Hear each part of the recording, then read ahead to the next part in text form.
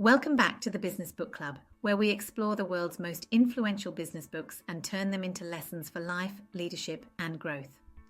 Today we're diving into The Everything Store by Brad Stone, the inside story of Jeff Bezos and the rise of Amazon. It's a book about vision, obsession, and the relentless pursuit of innovation. A reminder that the world's biggest ideas often start with a single, simple question: what if? When Jeff Bezos founded Amazon in 1994, his goal wasn't just to sell books online. It was to build something much bigger, a store that sold everything. At the time, the internet was still new, fragile, and uncertain. Most people didn't even trust it with their credit card details. But Bezos saw a future others couldn't, a global marketplace powered by technology, convenience, and data.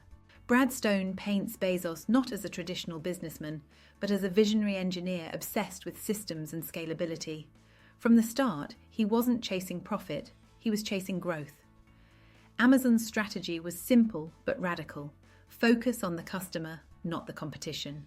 Offer more selection, lower prices, and faster delivery, and everything else would follow. That relentless customer focus became Amazon's DNA. Every decision, from warehouse layout to website design, was filtered through one question: what's best for the customer? Bezos famously left an empty chair in meetings to represent the customer's voice, a visible reminder that decisions must always serve them first. But behind the vision was a company culture that demanded intensity. The Everything Store doesn't shy away from the tough side of Amazon's rise. Stone describes a workplace driven by high standards, long hours, and constant reinvention. Bezos pushed his teams hard, believing that innovation requires discomfort. Failure wasn't punished, but complacency was. That culture built Amazon's most powerful assets: operational excellence and technological mastery. Bezos understood that to dominate e-commerce, Amazon had to think like a logistics company, not just a retailer. He invested heavily in warehouses, fulfillment centers, and automation. He bet early on cloud computing, launching Amazon Web Services, AWS, now the backbone of much of the modern internet. At the time, it seemed like a distraction. In hindsight, it was genius.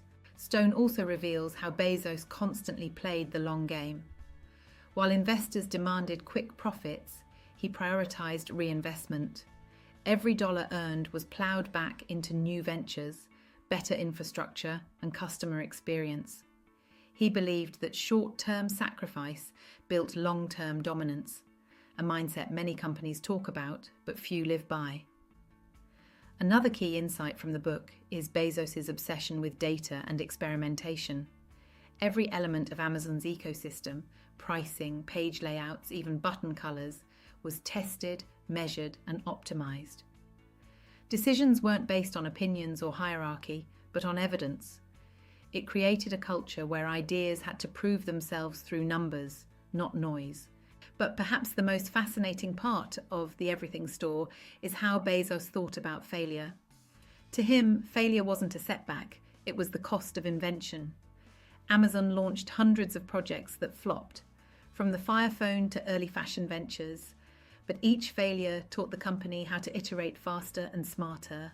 If you're not failing, Bezos often said, you're not innovating enough. Stone also explores the personal side of Bezos, his intensity, curiosity, and almost machine-like focus. Friends describe him as both inspiring and intimidating. He could shift from visionary optimism to analytical precision in a heartbeat. Yet despite the contradictions, everything served a single mission: to build a company that would outlast him, a machine for perpetual innovation. Through it all, one principle never changed: customer obsession.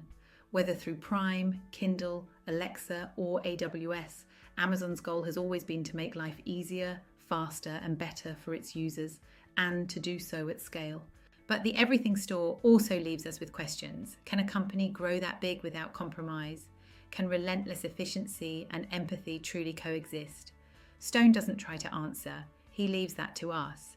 But he makes one thing clear: Amazon's success didn't come from luck. It came from clarity, conviction, and the courage to think in decades, not quarters. So what can we take away from the Everything Store? 1. Obsess over customers, not competitors. Every decision should make life easier for your audience. That's how loyalty is earned. 2. Think long term. Reinvest today for tomorrow's growth. Build for the horizon, not the headline. 3. Make data your compass. Opinions are fine, but proof wins. Let facts guide your strategy. 4. Embrace failure. Innovation and experimentation mean getting things wrong and learning fast. 5. Build systems, not just products. True scalability comes from designing repeatable, resilient structures that can evolve without you. Brad Stone's The Everything Store is more than a biography of Amazon. It's a study in vision, discipline, and disruption. It reminds us that great companies aren't built on ideas alone, but on the systems that turn those ideas into reality. Amazon started as a bookstore. It became a technology empire. But its real story is one of belief in data, in experimentation, and in the power of a single, consistent mission to make customers' lives better. So, as you think about your own work, remember, greatness isn't built in the big decisions. It's built in the daily ones. And remember to think long-term, act small, and never stop inventing. That's it for The Everything Store by Brad Stone. Thank you for listening, and see you next time.